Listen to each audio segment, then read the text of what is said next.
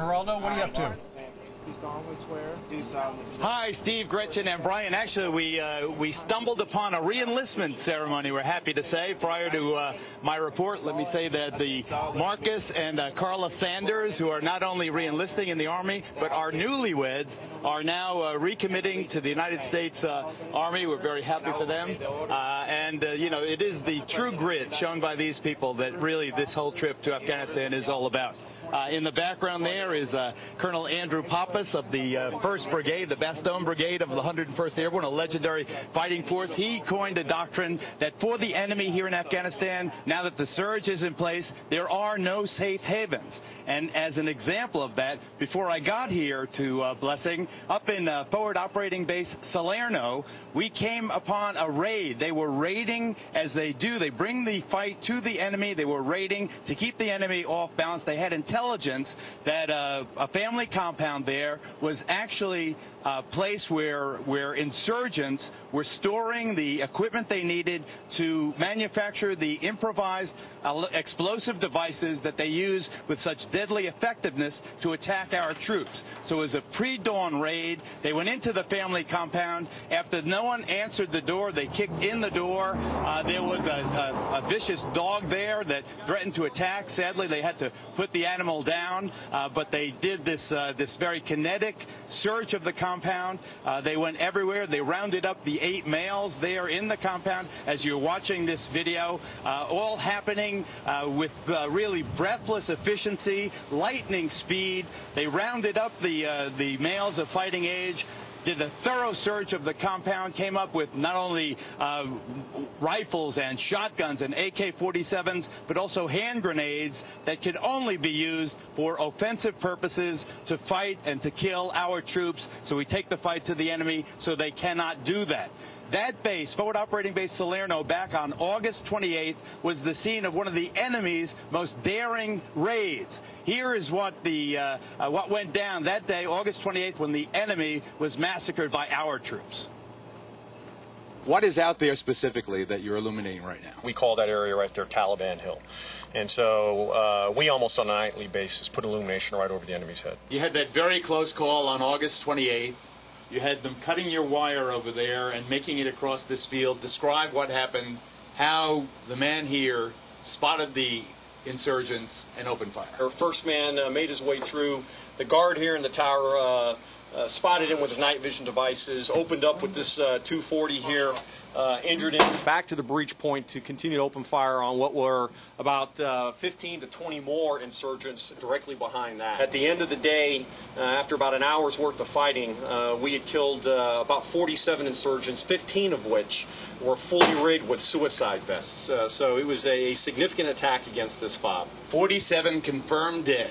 Yes, sir. And 15 of them had suicide vests on? 15 of them were fully rigged with suicide vests, anywhere between 6 to 8 fully loaded AK-47 magazines, and outfitted in the uniform that I'm wearing right here, right now.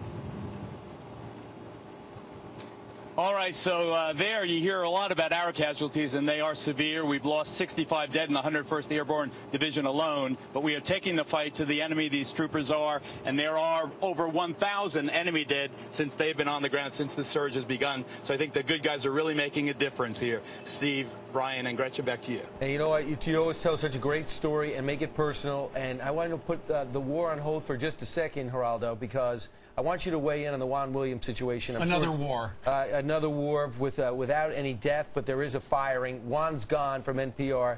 Your thoughts about where this is heading? Well, first of all, I think the PBS chief should be embarrassed, humiliated for what she did. I think it was very lame. I think it was very bogus.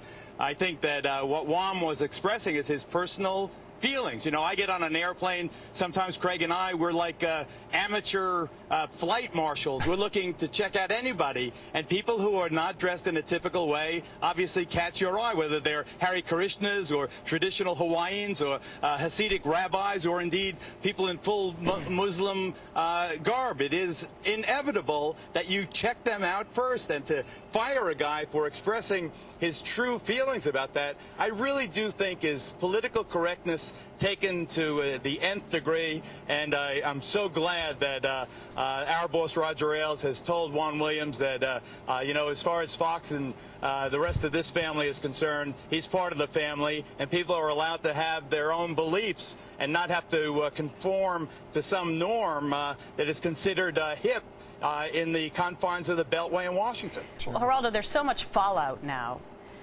Do you believe that he was fired because he said those comments on Fox? And second to that, do you believe what some members of Congress believe now, that we should defund the NPR?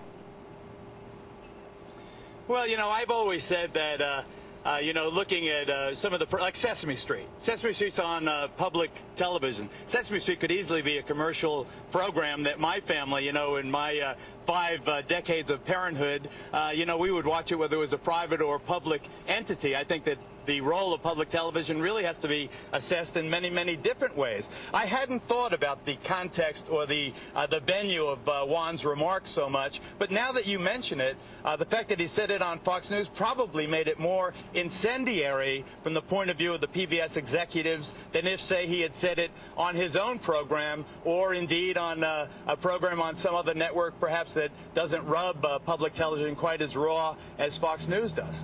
All right, Geraldo, we know you got a busy time over there, and our congratulations to those troopers who just re-up. Yeah. And we'll be here they are. Here they stand. There they are. Congratulations, sergeants. Very Congratulations. Nice. Who's the senior sergeant? Oh, I think the lady's the senior sergeant there. Oh, this is going to be an interesting household. Good idea. All right, Geraldo. Congratulations again. Congratulations again. Indeed.